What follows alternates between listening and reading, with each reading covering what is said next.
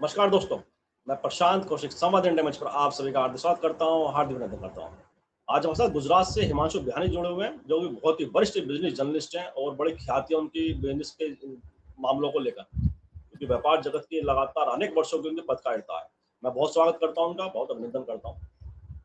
हिमांशु जी, आप जानते हैं कि किस तरह से दुनिया के अंदर जो वैश्विक इस समय हालात आर्थिक रूप से दिखाई देते हैं, वह काफ़ी चुनौतीपूर्ण है पूरी दुनिया के लिए, इसमें कोई दो राय नहीं। लेकिन भारत भी इससे अछूता नहीं है और भारत ऐसा कहा जा रहा है कि भारत में ज़्यादा बड़ी समस्याएँ आर्थिक जगत को आर्थिक अर्थव्यवस्था के मुद्दे पर आ सकती है। और कल विपक्ष के नेता राहुल गांधी रायबरेली में थे, अपने संसदीय क्षेत्र में थे। वहाँ पे उन्होंने एक चेतावनी दी कि आर्थिक तूफान आने वाला है। आखिरकार विपक्ष के नेता राहुल गांधी के द्वारा ये कहा जाना आर्थिक तूफान आने वाला है और खास तौर से में मजदूर मध्यम वर्ग ज्यादा प्रभावित होगा, इसके पीछे क्या कारण है और राहुल गांधी ऐसा क्यों सोच रहे हैं? साथ ही इस समय मोदी सरकार के सामने भी चुनौतियां हैं, आर्थिक जो समस्याएं सामने आ रही हैं, विषमताएं सामने आ रही हैं, उससे निपटने की चुनौतियों के सामने उनकी क्या तैयारी है? क्या लगता है आपको, क्योंकि आप बड़े वरिष्ठ जानकार हैं इन सब चीजों को, बड़े नजदीक से बारीकी से आप इसका पूरा अध्ययन करते हैं, क्या लगता है आपको?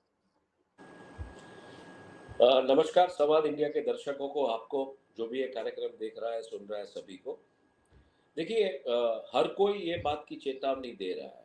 राहुल गांधी जी बोल रहे हैं, फिर कॉरपोरेट जगत से बहुत सारे लीडर्स ने भी कहा है। सीआईआई का जो समिट हुआ था उसमें उदय कोटक ने भी कहा था कि ऑयल शॉक्स के लिए तैयार रहिए, क्योंकि सबसे बड़ी जो चुनौती है वो तेल के दामों को लेके है। और भारत जो है वो मतलब ये तेल अ, बाहर से मंगवाता है, वो खुद तेल प्रोड्यूस नहीं करता है।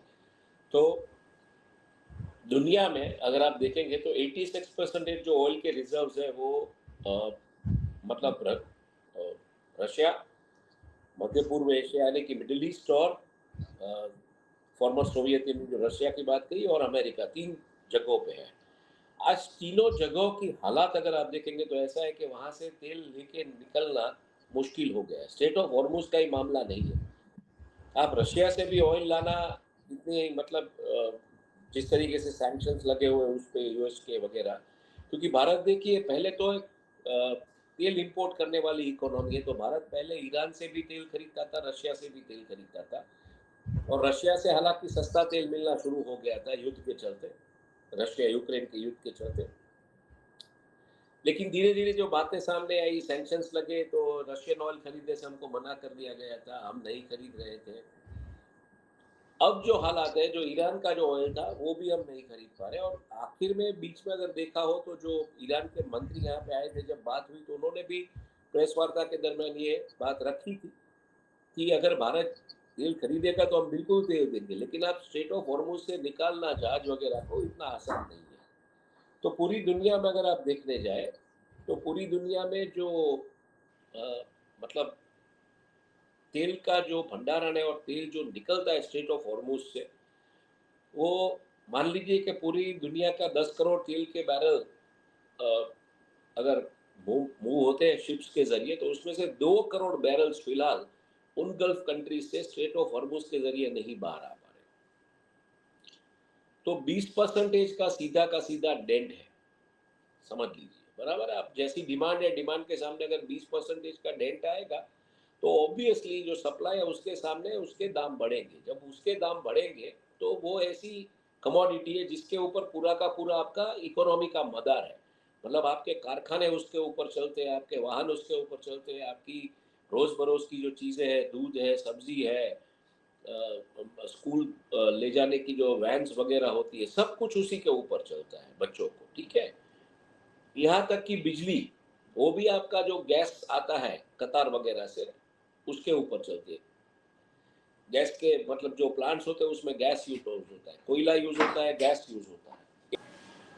तो बात यही है कुल मिला के कि ये कमोडिटी है, ये कमोडिटी फिलहाल नहीं मिल रही है भारत को। अगर मिल रही है तो कम मिल रही है। भारत के पास कुछ थोड़े दिनों पहले अगर हम देखने जाए तो 87% रिजर्व, 87 डेज के रिजर्व थे। अब 87 दिन के रिजर्व्स, यानी कि इंटरनेशनल एनर्जी एजेंसी जो है, आईईए के जितने भी सदस्य देश हैं, उनको, उनके लिए मैंडेटरी है, उनके लिए मतलब ये ज़रूरी है कि वो जितना इंपोर्ट किया है उन्होंने पिछले फाइनेंशियल ईयर में, उसका 90 दिन का स्टॉक उनको रखना पड़ता है।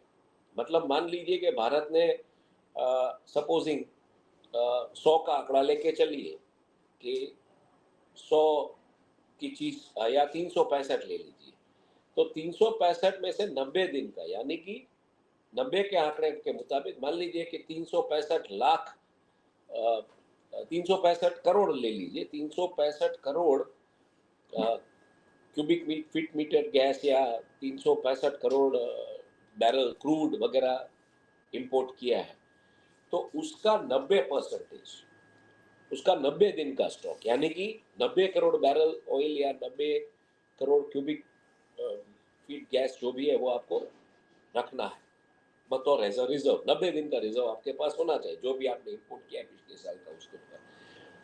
तो भारत के पास ये संसाधन कुल मिला के कुछ लास्ट वीक जो हमने कैलकुलेशन किया था उसमें 87 डेज का रिजर्व था। ऑयल रिफाइनरीज के पास 65 डेज का रिजर्व था। बाद में हमने देखा कि धीरे धीरे दाम बढ़े। आपसे भी पिछली बार बात हुआ था तो हमने कहा था कि चुनाव के चलते दाम नहीं बढ़ेंगे, लेकिन चुनाव के बाद बिल्कुल दाम बढ़ेंगे, तो दाम बढ़े और 4 रुपए का इजाफा पेट्रोल में हुआ है। अब ये जो बात है वो ऐसी है कि जो प्राइस फ्रीज है जो 2022 से जो गवर्नमेंट ने लेके रखा है, उसमें करीबन 24 से 25 रुपया प्रति लीटर पेट्रोल पे और 35 से 40 रुपया प्रति लीटर डीजल पे ऑयल मार्केटिंग कंपनीज खर्च कर रही है, मतलब उनको मिल नहीं रहा है। तो उनका टोटल लॉस जो है, हरदीप पुरी जी ने जिस तरीके से कहा, पेट्रोलियम मिनिस्टर ने, वो तीनों बड़ी कंपनियों का लॉस मिला के करीबन 1 लाख करोड़ के आसपास आता है। मैं सरकारी तेल की कंपनियों की बात कर रहा हूँ, प्राइवेट की नहीं। तो सरकारी तेल की कंपनियों का लॉस जो है वो 1 लाख करोड़ के आसपास महीने का आता है। तो वो कितना बेयर करेगी, मतलब वो तो ऑब्वियस बात थी, वो बढ़ना ही था, तो वो बढ़ा है। अब जैसे ये बढ़ा है तो इसके साथ साथ सीधी महंगाई बढ़ गई है। दूध में रुपया 2 रुपया प्रति लीटर बढ़ गया।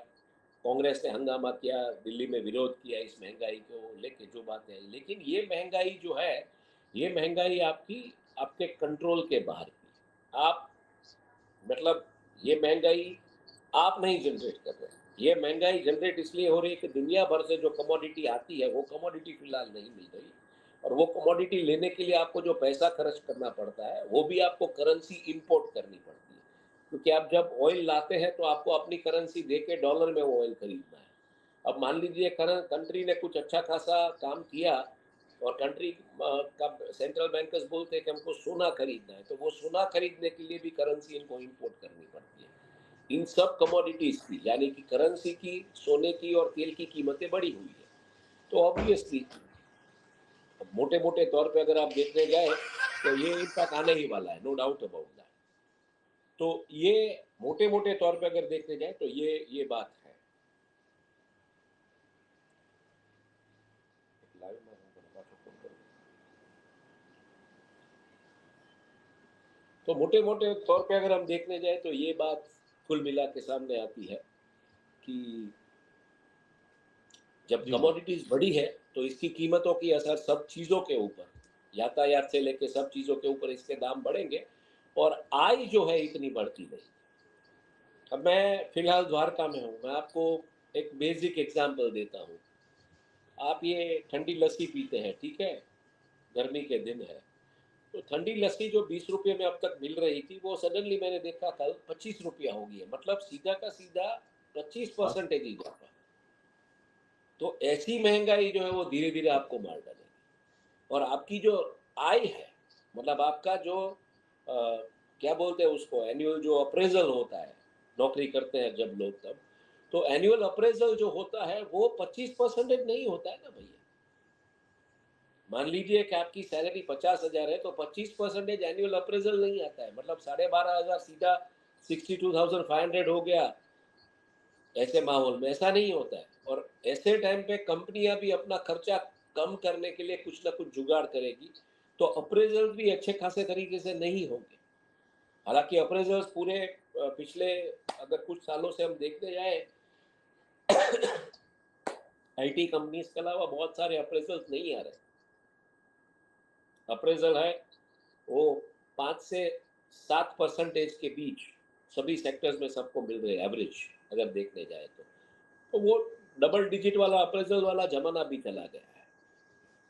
तो कुल मिला के यही है कि आमदनी अठन्नी, खर्चा रुपया, और उसमें जब ऐसे हालात हो तो नेता, अभिनेता, अभिनेता फिलहाल नहीं बोल रहे हैं, उस जमाने में बोलते थे, अभी अभिनेता नहीं बोल रहे, नेता, अभिनेता, कॉर्पोरेट जगत के लोग, आपके जैसे मेरे जैसे पत्रकार, सब बोलेंगे, सब चर्चा करेंगे, उसमें कोई दो राय नहीं। जी, जी। अच्छा, जैसा आपने कहा कि एग्ज़ाम्पल दिया लस्सी का कि 20 की 25 हो गया।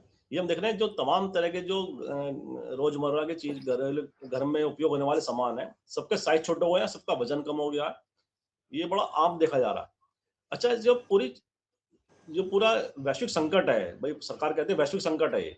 हर कोई मानता है, इसमें कोई दो राय नहीं है। लेकिन क्या उसकी तैयारियाँ समय रहते सरकार हमारी कर पाई या उसमें चूक गई? जो एकदम से इतनी चुनौती पहाड़ जैसी दिखाई देती, क्या लगता है?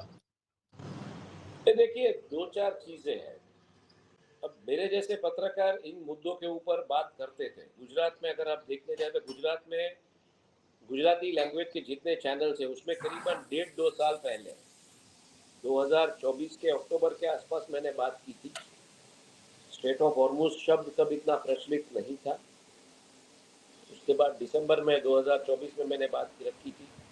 उसके बाद जब पहली बार बंकर ब्लस्टर बॉम्ब जो ईरान ने डाला था, ईरान के ऊपर यूएस ने डाला था, तो तब भी मैंने बात रखी थी कि आप देख लीजिए, मतलब ये तेल के दाम बढ़ सकते हैं, क्योंकि तब ईरान की पार्लियामेंट ने ये एक सर्वानुमत से ये घोषणा की थी कि स्ट्रेट ऑफ हॉर्मुज़ वो लोग बंद कर देंगे। ये तब मैंने मयूर जानी ऑफिशियल के ऊपर ये मुद्दे के ऊपर हमने चर्चाएँ की थी।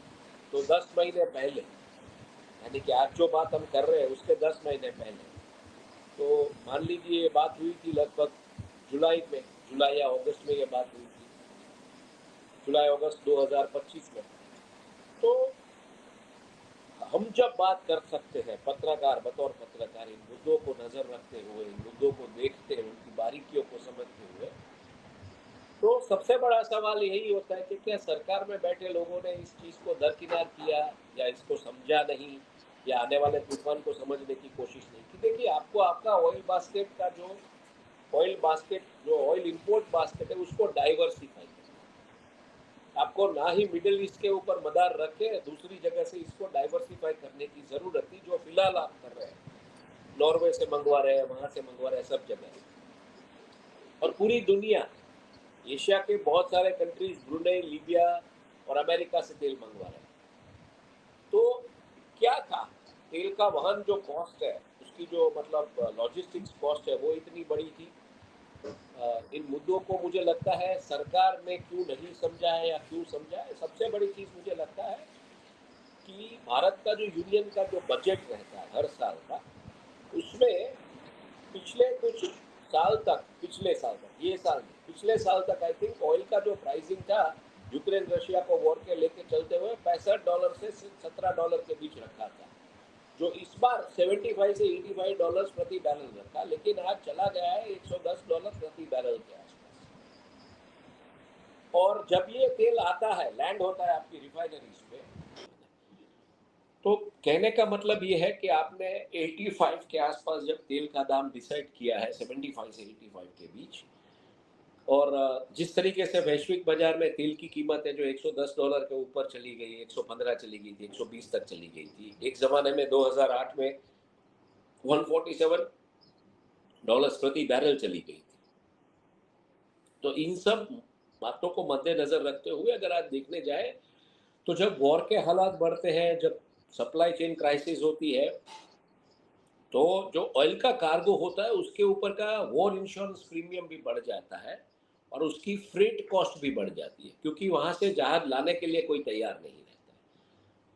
तो आज $110 प्रति बैरल वाला जो तेल है, वो आपको करीबन कम से कम 130 से $140 प्रति बैरल आपको जब आता है भारत में किसी कोस्ट पे तो पड़ता है।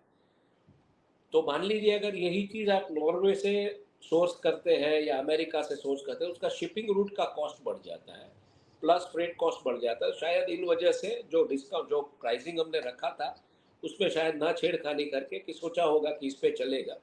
लेकिन हमको सप्लाई डाइवर्सिफाई करके रखने की ज़रूरत थी, नो डाउट अबाउट दैट।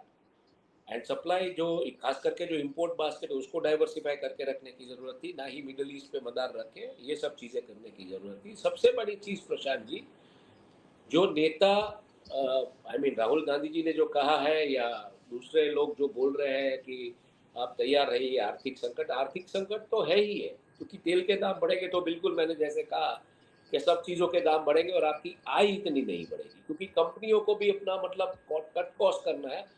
तो कट कॉस्ट कॉर्नर्स करने के लिए वो शायद नौकरियां मतलब छटनियां करेंगे लोगों की, या उसको जो अप्रेजल देना है नहीं देंगे, जो भी है।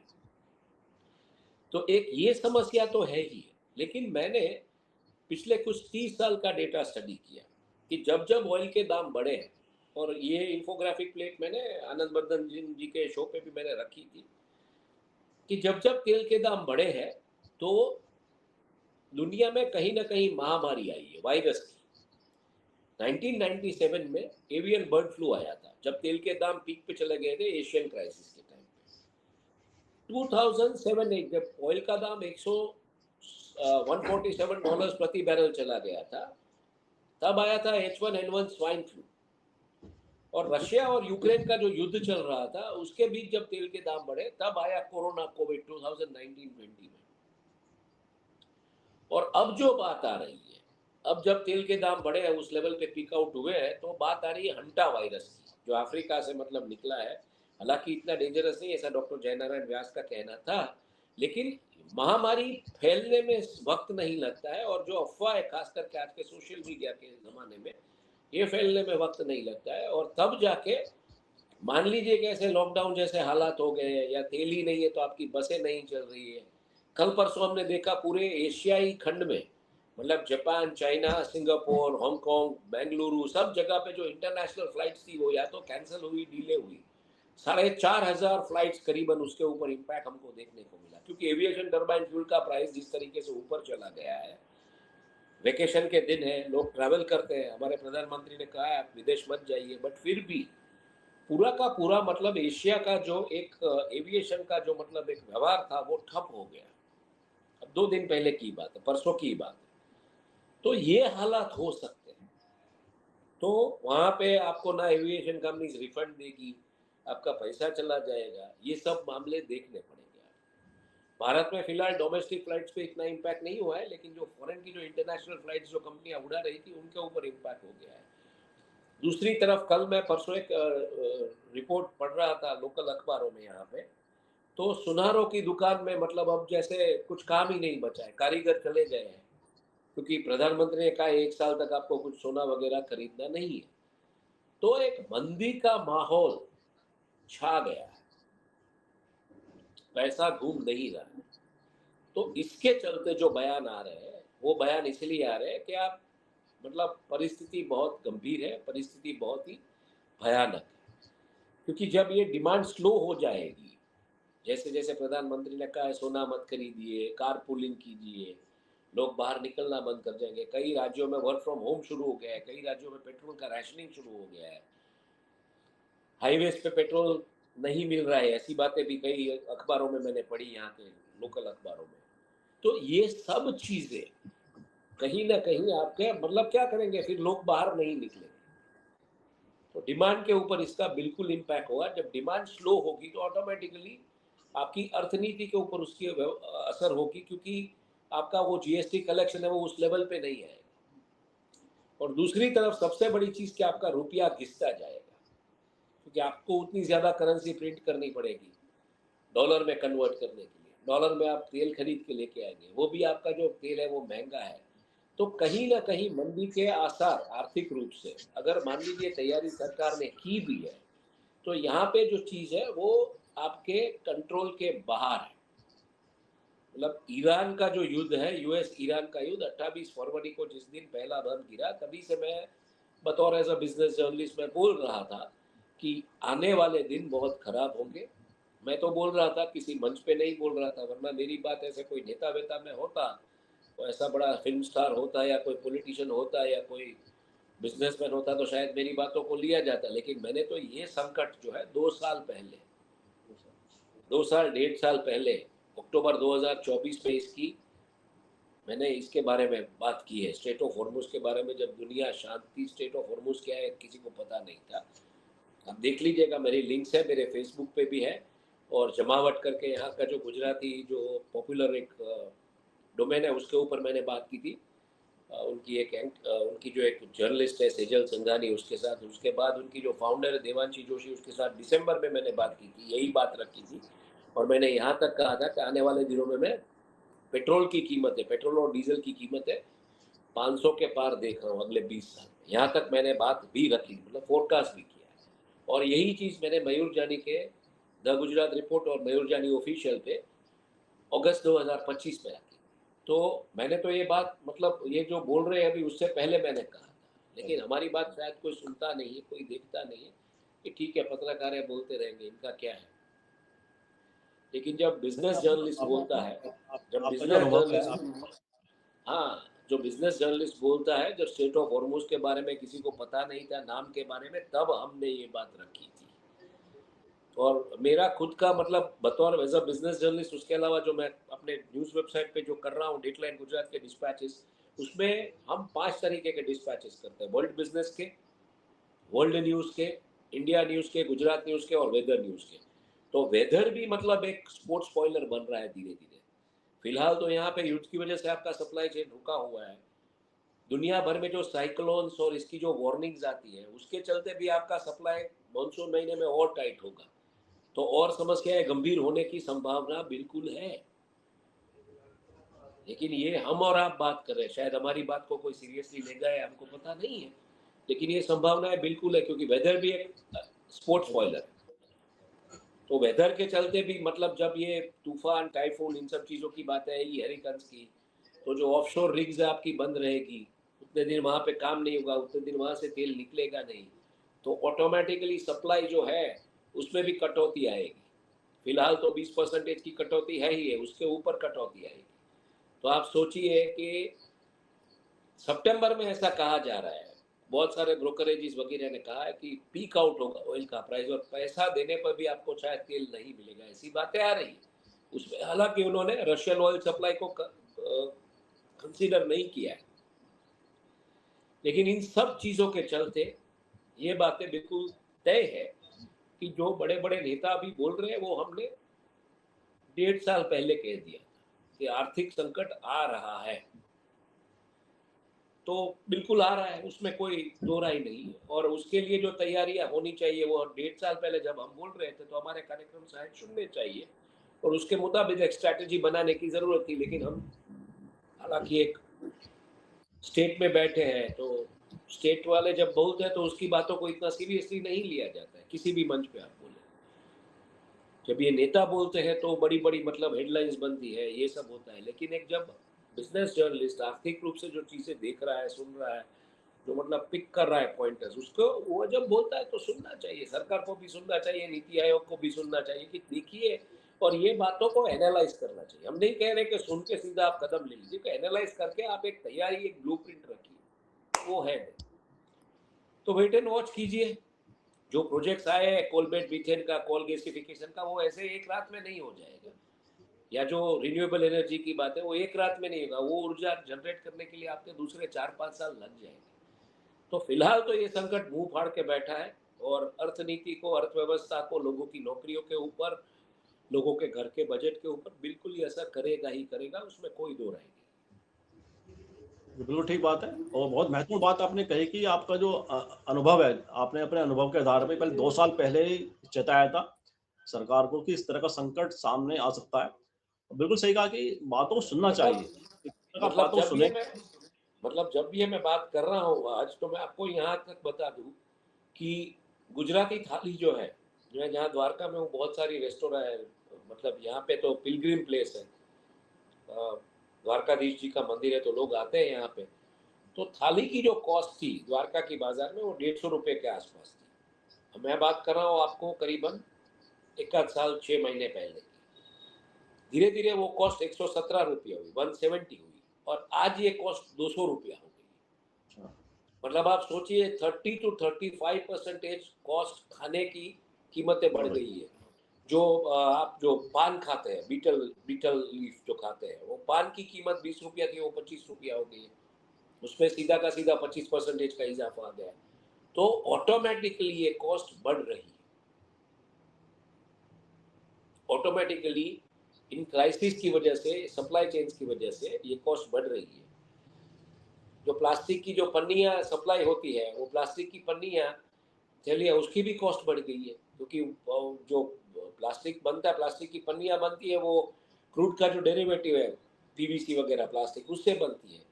तो वो कॉस्ट बढ़ गई है, तो उसकी भी कॉस्ट बढ़ गई है। तो ये इम्पैक्ट आपको कब देखना, मतलब आप कब हो जाता है आपको पता भी नहीं चलता, छोटी-छोटी चीज़ों का। छोटी-छोटी।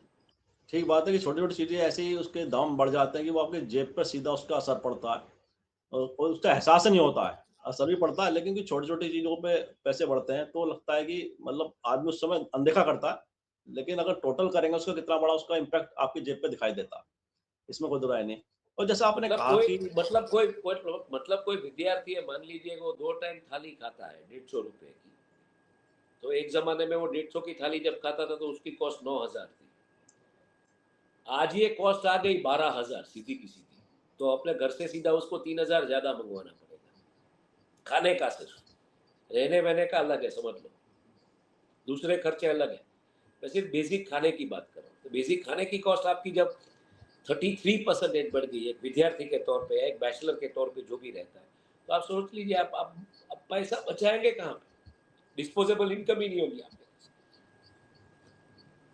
बिल्कुल ठीक बात है, डिस्पोज़ल इनकम ही नहीं होगी तो कैसा चीज़ें बढ़ेंगी आगे।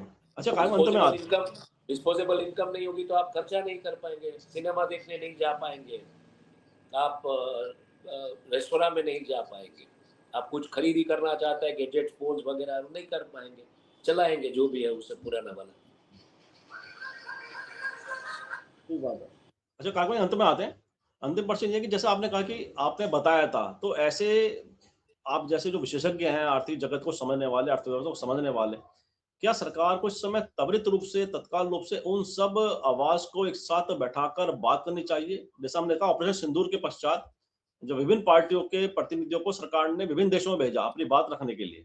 तो ऐसे में क्या आज भी आवश्यकता है कि तमाम पार्टियाँ जो हैं, जहाँ पे आर्थिक रूप से विशेषज्ञ जिन पार्टियों में हैं, चाहे वो आपसे राजनीतिक रूप से सहमत ना हो, असहमति आपकी हो, लेकिन उसके बावजूद भी आज के दौर में वर्तमान हालातों में उन सब एक्सपर्ट्स लोगों को एक साथ बैठाएँ, बात करें और एक ऐसा कुछ नीति बनाएँ, कुछ हल निकालें जिससे कि मुश्किलों को आसान किया जा सके। क्या लगता है आपको? देखिए प्रशांत जी, आपको ये देखना पड़ेगा 2008 के परिप्रेक्ष्य में।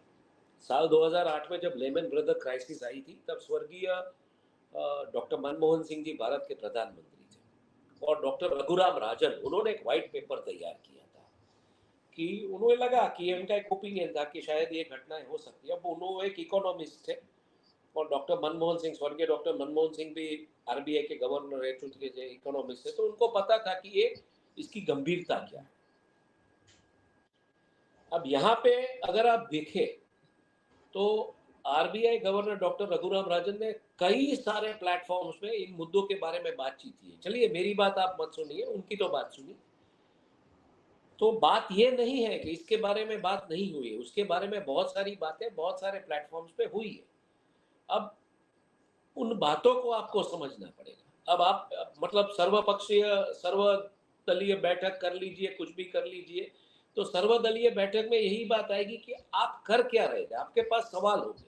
चलिए सब पक्ष मान भी लेते हैं आपकी बात को कि चलिए ठीक है, भारत की बात है, हमको इसमें वो कुछ नहीं, पॉलिटिक्स नहीं खेलना है। पॉलिटिक्स खेलने की बात भूल जाइए, आपने क्या किया बतौर शीर्ष नेतृत्व इस देश का, आपने किया क्या, इसके ऊपर सवाल बिल्कुल खड़े होंगे। तो आप मतलब सर्वदलीय बैठक बुला लीजिए, कुछ भी कर लीजिए। जो समस्या है ये विपक्ष में बैठे लोग तो हैंडल नहीं कर पाएंगे ना, आप समझने की कोशिश कीजिए। जहां तक राय देने की बात है तो वो राय कितनी, मतलब उसका उसका इसके मायने क्या होंगे, उसको कितना महत्व दिया जाएगा। असली बात यही ऐसा है। नहीं है कि सिर्फ मतलब सर्वदलीय बैठक भी भूल जाइए, आम नागरिक भी आपको अच्छी राय दे सकता है। ऐसा जरूरी सही नहीं बात। है कि इंटेलिजेंस है वो सिर्फ बड़े बड़े लोगों के पास ही होती है। एकदम कॉर्नर पे, एकदम ग्रास रूट पे घूमने वाला, जैसे जो बातें मैंने कही कि 150 रुपए की थाली अगर 200 की होगी, तो अब सोचिए एक स्टूडेंट के बजट के ऊपर क्या इम्पैक्ट होगा। या एक लस्सी का ग्लास 20 का 25 का हो गया है, तो सोचिए क्या इम्पैक्ट होगा। ऐसी गर्मी में बंदा एक आध ग्लास लस्सी पिएगा, तो उसका तो सीधा 150 रुपया महीने का बढ़ गया, अगर रोज एक ग्लास लस्सी पीता है। तो ये ठीक छोटी बात। छोटी चीजें। तो बात ये नहीं है कि, जैसे मैंने कहा कि 1.5-2 साल पहले जब हमने ये बात रखी थी, तो क्यों किसी ने इसके ऊपर गंभीरता से विचारणा नहीं की। ठीक है, आप मतलब पत्रकार जब कुछ ऐसा बोलता है तो आप सीधा उसको घसीट के ले जाते हैं कोर्ट में, नोटिस दे देते, उसकी चैनल बंद कर देते, ये सब करते हैं। तो यहाँ पे तो आर्थिक बात है, तो आपको वार्न किया जा रहा है, तो क्यों आपने नहीं कहा। मतलब ऐसा तो नहीं है कि आपके वहां पे मॉनिटर नहीं होता है, बिल्कुल होता है। प्रशांत जी की भी चैनल मॉनिटर होती है, या दूसरी जो चैनलों पे मैं बात करता हूँ वो भी मॉनिटर होती है। तो आपने क्यों उसको मतलब उस तरीके से उस टाइम पे सीरियसली नहीं लिया। जबकि डॉक्टर मनमोहन सिंह जी ने वो पेपर पढ़ के मनरेगा की स्कीम लॉन्च की थी। उन्होंने कहा कि आर्थिक संकट बड़े तौर पे आ रहा है। उन्होंने कहा कि गांव खेड़े में लोग वापस जाएंगे, क्योंकि कारखाने आपके शहरों में चल नहीं रहे होंगे, नौकरियां होगी नहीं। तो उन्होंने वो मनरेगा लॉन्च की। आज की तारीख में जो मनरेगा को जो गाली दे रहे थे, मनरेगा के ऊपर ही पूरा भारत अभी तो सर्वाइव कर रहा है। 80 करोड़ लोग तो जिसको आप अनाज दे रहे हैं, तो उसमें तो आपने मनरेगा, कोविड के टाइम पे मनरेगा ही तो काम आया आपको। तो ये जो पॉलिटिकली समझने की बात है या पॉलिटिकल कंसेंसस बिल्ड करने की बात है, वो कोई ऐसी बात नहीं है कि आप सर्वदलीय बैठक बुलाइए कीजिए। छोटे से छोटा सुझाव भी आप मतलब किस दिशा से ले जा सकते हैं, कैसे कर सकते हैं। 12 सालों के आपके शासन में, 12 या 13 सालों के आपके शासन में जीएसटी आपने कितना कलेक्ट किया। आपने लो ऑयल प्राइसेस जो इंटरनेशनल मार्केट में थे उसके ऊपर का जो टैक्सेस है वो कितना कलेक्ट किया। तो क्या ये चीजें आपके पास आज की तारीख में सरवाइव करने के लिए है वो पैसा। आज की तारीख में भी आप मतलब जो आप ये जो स्टैंड अप कॉमेडियंस है वो तो बोल रहे हैं कि मतलब 12 साल में 6 बार तो देश के पास गए लोग, जो शीर्ष नेतृत्व है, कि आप देश को बचा लीजिए। देश को बचाने की जिम्मेदारी तो इन लोगों के, तो और अपने रोजमर्रा का काम करेगा वो क्यों सरकार चुनता है, क्योंकि वो रोजमर्रा का काम कर सके। अब उसको भी पॉलिटिकली यही सब करना है, और आप उसको मतलब एक देशभक्ति का नाम पहना के ये कर देंगे कि आपको ये करना है। तो ये तो ये एक कौन सी राजनीति हुई, आप मुझे समझाइए। चलिए, ये कौन सी आपकी फोरसाइटनेस हुई, ये समझाइए। चलिए, तो सर्वदलीय पक्षीय बैठक ये सब ये भूल जाइए। देश के पास national security, water security, energy security और फूड सिक्योरिटी, और अब तो जो है वो साइबर सिक्योरिटी भी, ये 5 सिक्योरिटी के लिए एक ब्लूप्रिंट ऐसी होनी चाहिए जो वक्त रहते हुए रिन्यू भी होनी चाहिए, और उसमें सत्ता में कोई भी पक्ष आए, जिसकी भी जो विचारधारा हो, उसमें कोई कॉम्प्रोमाइज नहीं होगा, क्योंकि ये देश के सार्वभौमत्व की बात है। National security, food security, water security, energy security and cyber security, इसमें तो मतलब कुछ कोई कॉम्प्रोमाइज होना ही नहीं चाहिए। ये नीति तो एकदम मतलब मजबूत होनी चाहिए। आप सर्वदलीय सहमति लीजिए, आपको जो करना है कीजिए। वो ब्लूप्रिंट ऐसी होनी चाहिए कि सत्ता किसी की भी आए, इसका एक फाउंडेशन ऐसा रहेगा कि वो आप उसमें कोई बदलाव नहीं। लेकिन नहीं हुआ है। 12 साल से आप है, तो 12 साल में भी ये नहीं हुआ है। हमने कभी मतलब शीर्ष नेतृत्व या जो भी बैठे सत्ता में, उन लोगों को इन 5 सिक्योरिटीज के बारे में कोई ऐसा ब्रेनस्टॉर्मिंग सेशन हर साल, जैसे दावोस में वर्ल्ड इकोनॉमिक फोरम होता है, वैसे हर साल भारत में ऐसा कोई सेशन जहाँ पे प्रबुद्ध नागरिकों को बुला जाए, उनकी बात को भी समझा जाए, इसके बारे में हमने कभी कुछ कोई मतलब देखा है कुछ ऐसा, सुना है आपने कुछ ऐसा। चलिए, पिछली सरकारें नहीं कर पा रही, समझ लीजिए। आपके पास, आप बोल रहे विजन है, आप कर पाएंगे, तो आपने किया क्या। तो बात ये है, और ये डायनामिक प्रोसेस है, ये स्टैटिक प्रोसेस नहीं है, ये काइनेटिक प्रोसेस है। ये हर मतलब रोज सुबह आप उठेंगे तो बदलेगी ये चीज। तो आपको उस बदलाव के साथ एडजस्ट करना है आपको, तो आपकी नीतियां भी ऐसी होनी चाहिए तो वो बदलाव के साथ आप एडजस्ट करें। At the end of the आपको 140 करोड़ की आबादी वाले देश को 2 वक्त रोटी खिलानी, बाकी सब भूल जाइए। वो अगर आप नहीं कर पाएंगे तो आई एम सॉरी, आप कोई भी हो, you have failed, as simple as that.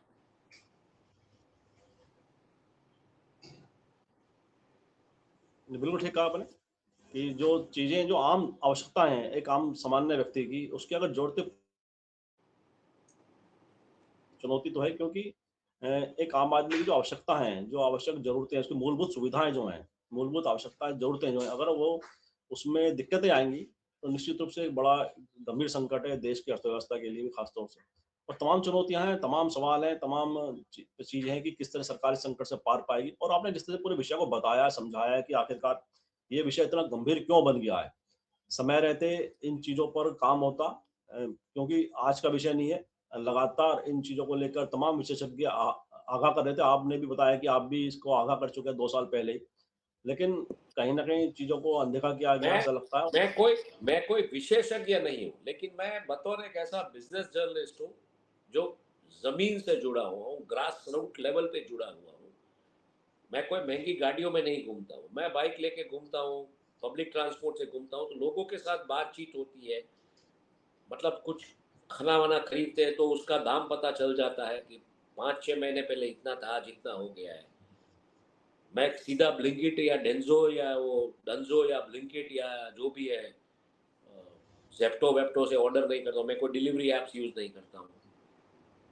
ठीक है, मैं उतरता हूँ, बतौर अगर कहीं बस में या ट्रेन में ट्रैवल कर रहा हूँ, जाके वहाँ पे चाय पीता हूँ, बिस्किट का पैकेट खरीदता हूँ, कुछ खाना है तो खरीदता हूँ। वैसे ही यहाँ पे जब मैं घूमता हूँ तो घूमता रहता हूँ, लोगों से मिलता हूँ, ऐसा लाइव वेब करने के बाद फील्ड में चला जाता हूँ, तो भूख लगती है तो बतौर जाके वहाँ पे कुछ लेता हूँ, तो मुझे पता चलता है प्राइस कैसे मूव कर रही है। इसलिए मैं दावे के साथ बोलता हूँ कि 6 महीने पहले, 1 साल पहले ये भाव था थाली का, अब ये था और अब ये हो चुका है। नहीं, वास्तव में जमीनी हकीकत जो है उसका जब जमीनी ही पता हकीकत तो मैं कोई एक्सपर्ट नहीं हूँ, बट जमीनी हकीकत रोज बरोज की जिंदगी, सुबह उठ के कभी कभार ऐसा होता है, मतलब मेरा फैमिली जो है राजकोट बेस है, लेकिन मुझे कभी कभार मेरे जो माता पिता का घर है द्वारका, वो देखने के लिए आना पड़ता है, जैसे यहाँ पे आया हुआ अभी। फिर मेरा अहमदाबाद जाना रहता है, तो जहाँ जहाँ पे भी जाता हूँ तो सुबह उठ के सीधा चाय पीने बाहर चाय की टपरी पे जाता हूँ, घर पे चाय भी नहीं बनाता हूँ, ताकि एक 10 रुपये की चाय में जो इंटेलिजेंस मिलता है वहां से, या 15 या 20 रुपये की चाय में जो इंटेलिजेंस ग्राउंड पे मिलता है, जो बातें वो आप कर, करते हैं लोगों के साथ, वो आपको घर में बैठे अकेले चाय पीने से नहीं मिलेगी। ठीक बात। तो मैं तो कोई असली विशेषज्ञ नहीं हूँ, लेकिन एक ग्रास रूट लेवल पे घूमने वाला पत्रकार हूँ, ये और मूल इन सब समस्या, चीजों को मैं बहुत बारीकियों से पढ़ता रहता हूँ। भाई आम आदमी के जीवन में जो मूल समस्या है वह भी आपको जब पता चलेगी, आप जब उनके बीच बैठोगे जाके, बिल्कुल। उनके तो मैं आप कभी वो तो मैं कभी हैं, थर्ड क्लास कंपार्टमेंट, ट्रेन के थर्ड क्लास कंपार्टमेंट पे भी ट्रैवल करता हूँ, तो पता चल जाता है कि लोगों का क्या मतलब, what is the penning point, what is the pain point. हर जगह पे मैंने एक ही चीज सुनी है, ज्यादातर महंगाई बढ़ रही है, शिक्षा महंगी हो रही है, नौकरियां नहीं है, और अल्टीमेटली बातें भ्रष्टाचार पे आ जाती है कि भले कोई भी बोले लेकिन भ्रष्टाचार तो है, भ्रष्टाचार खत्म नहीं हुआ है। तो जो चीजें राहुल गांधी ने अपनी पदयात्रा में कही थी, बेरोजगारी, महंगाई और भ्रष्टाचार, ये मूलभूत रूप से प्रजा के बीच अगर आप जाके बैठेंगे तो ये बातें आती है, आती है और आती है। महंगाई, बेरोजगारी और भ्रष्टाचार, भ्रष्टाचार अंत में आता है लेकिन आती है बातें। आप चाहे वंदे भारत में भी ट्रैवल कर रहे हो तो वंदे भारत ट्रेन अच्छी है ये बात कहते हैं, पर लोग कहते हैं अल्टीमेटली कि भ्रष्टाचार तो है भैया। तो उसी अच्छी ट्रेन में ट्रैवल करने करते समय भी लोग ये बोलते हैं। अब ऐसा है, हम मतलब हमारी आइडेंटिटी भी हम कभी रिवील नहीं करते कि हम पत्रकार हैं, तो बहुत सारी बातें लोग अपना दिल खोल के बोलते हैं। ये जो है ना अनुभव, ये प्रशांत ऐसा है कि 1996 से मैं जर्नलिज्म कर रहा हूँ, तो 30 साल का मेरा मतलब, आप जर्नलिज्म का डाउनलोड ले लीजिए। उसके पहले 14 साल की उम्र से मैंने पहली बार अखबार दर दर जाके फेंके हैं, तो 14 साल की उम्र से जो आप काम ले लीजिए, आज 54 का मेरा एज, तो मेरा 40 इयर्स का डाउनलोड है। जब से मैं समझना शुरू हुआ, कमाना शुरू हुआ, तो 40 इयर्स का मेरा डाउनलोड है, वो मैं लाता हूँ। तो मैं कोई एक्सपर्ट नहीं हूँ, लेकिन ग्रास रूट लेवल पे जो बातें होती है वो मैं बिल्कुल समझता हूँ और अच्छे तरीके से पेश भी कर सकता हूँ उसको, नो डाउट अबाउट दैट। नहीं, असली और एक्चुअल सच सच जो अनुभव है वो बिल्कुल यही होता है कि अब ग्रास रूट पर ज़मीनी हकीकत जब भी समझेंगे जब आप उन लोगों के पास वहीं पर जाकर बैठेंगे, जहाँ पर उनका आम जीवन जिस तरह से व्यतीत करते हैं वो लोग, तभी पता चलेगा कि आखिरकार उनकी जीवन की कठिनाइयाँ क्या हैं, उनकी समस्याएँ जी, क्या हैं। जी, जी, और सच्चाई के भी जब बहुत नज़दीक जभी आप पहुँच पाएँगे, इसमें कोई दो राय नहीं है। तो निश्चित रूप से चर्चा को विराम भी देते हैं क्योंकि आपने बड़े विस्तार से पूरे विषय को समझाया भी है, बताया भी है कि आखिरकार इतनी बड़ी समस्याएँ क्यों पैदा हुई और उसके पीछे क्या रीज़न है और इसका अगर समाधान की दिशा में बढ़ा जाए तो किस तरह से बढ़ा जाए। जब भी हम समाधान की दिशा में बढ़ भी सकते हैं, सफल भी हो सकते हैं। और मैं आपका भी बहुत आभार व्यक्त करता हूँ कि बहुत धन्यवाद व्यक्त करता हूँ कि आपने हमारे दर्शकों में समय निकाला। आपका पुनः बहुत-बहुत आभार, बहुत धन्यवाद।